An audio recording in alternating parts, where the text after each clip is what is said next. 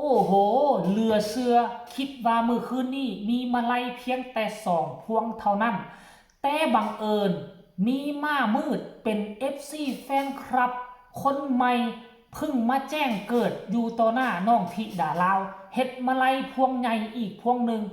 มาคล้องคอให้ซึ่งเพิ่นเป็น FC แฟนคลับตัวยงของเพชรลำเพิ่นเพิ่นมีชื่อว่าจังไดเจบอลาวจะนำพาทุกคนไปชมพร้อมๆกันสบายดี FC แฟนคลับมาพบมาพ้อกันอีกแล้วมือนี้มือเว้าก็คงจะบ่มืดมีแต่ข่าวน้องธิดาลาวพ้นเด่นความจริงแล้วก็มีข่าวเกี่ยวกับฮักแพงมาอยู่ได้เกี่ยวกับเพลงใหม่มีประเด็นดราม่าแต่ขอเอาเรื่องเล่าของน้องธิดาลาวอีกคลิปนึงก็แล้วกันแล้วจังจะไปเฮ็ดคลิปเกี่ยวกับฮักแพงเฮ็ดคลิปเกี่ยวกับอาอายก็มีข่าวมาตลอดให้ FC แฟนคลับของอาอายฮักแพงรอท่าจักหน่อยกันเด้อเอาของน้องธิดาลาวให้มันแล้วสากก่อนเพราะคลิปนี้เรื่องเล่านี่เป็นเรื่องเล่าที่ค่อนข้างว่าใหม่เป็น FC แฟนคลับซึ่งเพิ่นเป็น FC แฟนคลับของเพชรลำเพิ่นแต่เพิ่นแบ่งใจมาให้น้องธิดาลาวเรียบร้อยแล้วเพิ่นบอกว่าข้างหนึ่งก็ให้ข้างสองก็ให้แต่ข้างนี้ข้างพิเศษว่าซันเดเพิ่นเดินทางมาให้กำลังใจความจริงแล้วเพิ่นตั้งใจมาหาพ่อผู้ใหญ่บ้านสายจวดมาหาทั้งเพชรลำเพิ่นอยู่แล้วเพิ่นเป็น FC ตัวยงแต่บ่คิดบ่ฝันว่าเพิ่นจะแบ่งเงินมาลัยหยิบเป็นพวงมาลัยมาให้น่ะใหญ่ๆซ้ำนี่เลยมามอบให้กับน้องธิดาลาวซึ่งมันเป็นเรื่องที่พวกเขาบ่คาดคิดบ่คาดฝันเลยทุกคน FC แฟนคลับ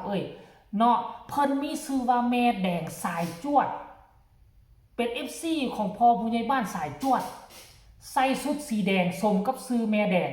ตอนที่ไปคล้องมาลัยให้หน้าเวทีพวกเขาบ่ได้เห็นภาพบรรยากาศเหล่านั้นบ่ได้เห็นภาพบรรยากาศเลยแต่ว่าพวกเขามาเห็นภาพบรรยากาศตอนที่ลงเวทีอำลาพาจากพ่อผู้ใหญ่บ้านจะเดินทางกับเจ้ากับเพื่อนที่สารคามแม่แดงเดินทางมาดักเอาไว้เลยดักทางออกมากับหมู่3-4 คนมาดักทางออกเอาไว้พอผู้ศรีวิไลก็บ่เคยเจอแม่แดงว่าหน้าตาคือแนวใดเห็นเพิ่นใส่เสื้อสีแดงแล้วก็มาขอถ่ายรูปโอ้ลงไปโอ้ลงมาอ้าวคนนี้ตัวแม่แดงหน้าตาแนวนี้ตัวแม่แดงยิ้มแย้มแจ่มใสพร้อมเปิดอกเปิดใจรับเอาน้องธิดาลาวมาเป็นศิลปินหนึ่งในดวงใจของตนเองอีกแล้วโอ้โหน้องธิดาลาวกับนบบวางเลยนบแม่แดงว่าได้กับนบย่อขอบใจโอ้ยท่านผู้ชมนี่คือเรื่องเล่าที่มหัศจรรย์ที่มันเกิดขึ้นหลายปกติแล้วคันว่าเขาฮักผู้ใดเขาก็สิฮักแต่ผู้นั้นแต่อันนี้น้องธิดาลาวคงจะถึกอกถึกใจเพิ่นคงจะมักน้องธิดาลาวแฮงจึงตัดสินใจแบ่งใจมาให้น้องธิดาลาวเห็นบ่ล่ะการที่น้องธิดาลาวไปหาทั้งเพชรลำเพิ่นก็จะได้ฐาน FC แฟนคลับเพิ่มจากเพชรลำเพิ่นวงเพชรลำเพิ่นที่เปิดโอกาสให้น้องธิดาลาวได้ไปยืน FC ธิดาลาวก็จะเข้าไปกดไลค์กดแชร์ไปกดติดตามก็จะได้ FC เพิ่มขึ้นต่างฝ่ายต่างได้ผลประโยชน์ทั้งนั้นท่านผู้ชมโอ้ยเนาะตอนนี้ไปค่อยก็คิดว่าแม่แดงจะบ่หยุดเพียงแต่ทอนี่ในฤดูกาลหน้าในเวทีหน้าแม่แดงอาจจะเป็นผู้หนึ่ง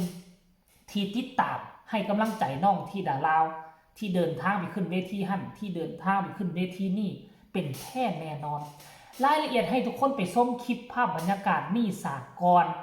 เนาะว่าหน้าตาแม่แดงหน้าตา FC แฟนคลับไม่ล่าสุดของน้องธิดาลาวแม่ฮักไม่ล่าสุดเป็นแนวใดชื่อว่าจังไดให้ไปชมคลิปนี้นำกันไปชมพร้อมๆกันเลยแม่แดงสายจวดแม่แดงสายจวดขอบคุณแม่แดงสายจวดครับอ้าวจะกินขนมก็กินลูกจะกินปลาอีหือก็กินอันนี้นะออกมาแล้วนะครับผมครับสวัสดีครับสวัสดีครับครับผมครับขอบคุณครับขอบคุณครับครับผมอ๋อขอบคุณครับขอบคุณครับข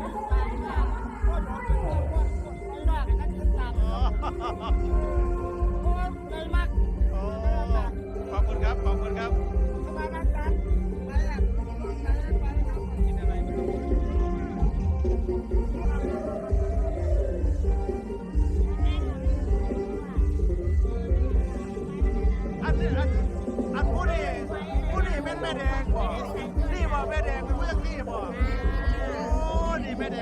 วดครับโอ้นี่ทีมงานสายจวดเบิ่งครับโอ้ขอบคุณแม่แดงเด้อครับขอบคุณหลายๆครับ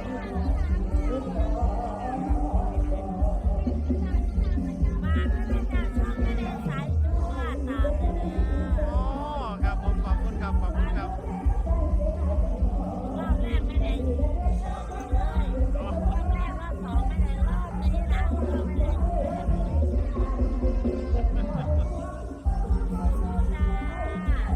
ขอบคุณแม่แดงมากๆเลยครับ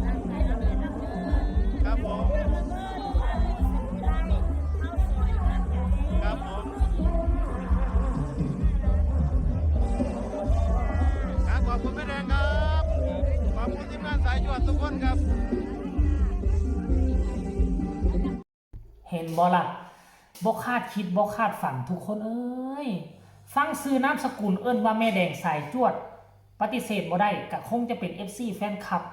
ตัวยงของพ่อผู้ใหญ่บ้านสายจวด 100% แต่การที่เพิ่นนึกว่าจะมีแต่วงให้เกียรตินึกว่าจะมีแต่แม่พรพ่อผู้ใหญ่บ้านให้เกียรติเปิดโอกาสให้น้องมีเวทีให้ยืนจัดโชว์ยิ่งใหญ่อลังการให้กับน้องแต่บ่คิดบ่ฝันว่า FC แฟนคลับของเพชรลำเพลินจะใจดีเปิดอกเปิดใจฮับเอาน้องธิดาลาวไปนั่งอยู่ในหัวใจอีกคนหนึ่งปกติและศิลปินอยู่เพชรลำเพลินก็หลาย10 คนก็คงจะเต็มแล้วแต่มันก็บ่เต็มเพิ่นก็ยังเปิดห้องน้อยๆให้ธิดาลาวได้ไปนั่งอยู่ในหัวใจโอ้ยน้ำใจของแม่แดงนี่ก็ถือว่าสุดยอดเลยคันเพิ่นพัดผ่านมาเห็นคลิปนี้ก็ให้มาทักทายสบายดีเจบ่ลาวเด้อเนาะในฐานะที่ค่อยก็เป็นคนลาวอยากต่างหน้าให้ธิดาลาวขอบอกขอบใจขอบบุญขอบคุณทั้งแม่แดงและก็ทีมงานที่มานำกัน4 หน้า 5 คนนั่นทุกคนล้วนแล้วแต่เป็นคนจิตใจดีงามเบ้านัวหัวมวลน้องจะออกจากงานแล้วก็มาเจอกันอยู่ดักทางกันพอดีได้ถ่ายรูปได้ถ่ายวิดีโอนำกันถือว่าเป็นบุญวาสนาของธิดาลาวที่มีแม่ฮักเพิ่มมาอีกคนหนึ่งแล้วก็ถือว่าเป็นแม่ฮักเจ้าบุญทุ่มปกติคันเป็น FC ธรรมดาเขาก็สิมีแต่ทริปหน้าเวทีเอาให้10 บาท20 บาทสูงสุด100 บาทแต่อันนี้เฮ็ดเป็นพวงมาลัยมาให้เลยก็ถือว่าเป็นคนหนึ่งที่พิเศษเนาะที่เข้ามาในชีวิตของน้องธิดาลาวเนาะทุกคนเห็นคลิปนี้แล้วเห็น FC แฟนคลับแม่ฮักทันนี่แล้วพวกเจ้ารู้สึกแนวใดอยากส่งข่าวอยากทักทายสบายดีแม่แดงก็ใส่พื้นที่ทั้งด้านใต้คอมเมนต์ส่งข่าวไปหาเพิ่นได้เนาะฝากกดไลค์กดแชร์กดติดตามที่สำคัญจะกดข้ามโฆษณาพอกันใหม่ในคลิปหน้าลาท่านผู้ชมไปก่อนสบายดี